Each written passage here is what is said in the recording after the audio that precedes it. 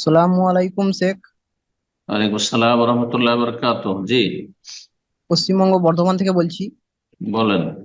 সলাতে দাঁড়ালে আমার মনে হয় যেন বায়ু বেরিয়ে যায় এবং মজি বেরি হয়ে যায়। হম। আমার করণীয় কি এখন? করণীয় নবী সাল্লাল্লাহু আলাইহি ওয়াসাল্লাম বলে দিয়েছেন।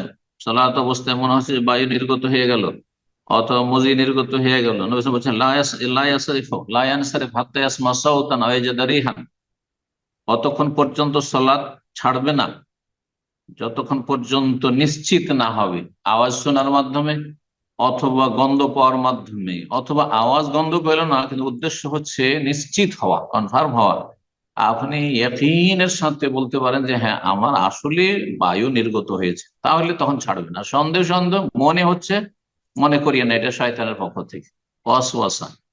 এইরূপে মজি বেরিয়ে গেছে, রস রস মনে হচ্ছে, ইয়কিন হয়ে যাচ্ছে যে মজি বেরিয়ে গেছে, তাহলে আপনি সালাত ছেড়ে দেন, উযু নষ্ট হয়ে গেছে, নামাজ হবে না।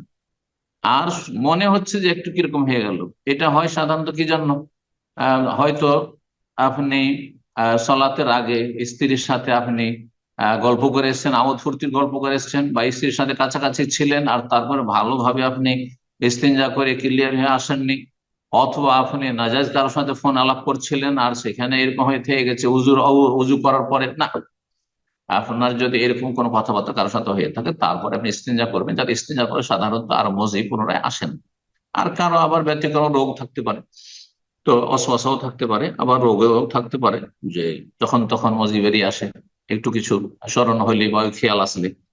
তো যাই হোক, যতক্ষণ আপনার ইয়কিন না হবে, নিশ্চিত না হবেন যে মজি বেরিয়েছে, ততক্ষণ পর্যন্ত সলাৎ ছাড়বেন না। আসল হচ্ছে আপনার উযু আছে, সুতরাং সলাৎ কন্টিনিউ করতে থাকেন। জি।